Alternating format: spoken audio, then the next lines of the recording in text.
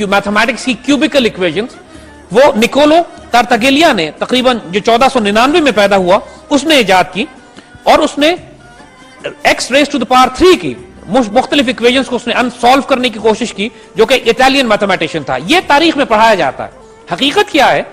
कि इसकी पैदाइश से 500 साल पहले उमर खय्याम ने अपनी किताब बाकायदा लिखी, जिसके अंदर उन्होंने अलजेब्रा की प्रॉब्लम्स रिजॉल्व की, प्रॉब्लम्स डिस्कस की, और उसमें एक ज्योमेट्रिक मेथड उन्होंने डिस्कस किया कि जिससे क्यूबिकल इक्वेशंस और हाइपरबोला विद अ सर्कल जो इंटरसेक्ट करता है हाइपरबोला को एक सर्कल के साथ, उन तमाम इक्वेशंस को रिजॉल्व किया उमर खय्याम ने तकरीबन 400-500 साल पहले निकोलो से। और उमर खय्याम का यह तमाम ओरिजिनल काम, निकोलो का काम भी और उमर खय्याम का काम भी किताबों में अवेलेबल है, और इंसान कंपेयर करके देख सकता है कि जिस काम का क्रेडिट निकोलो को दिया जा रहा है, उमर खय्याम इस काम को कई 100 साल पहले करके रिजॉल्व कर चुके थे,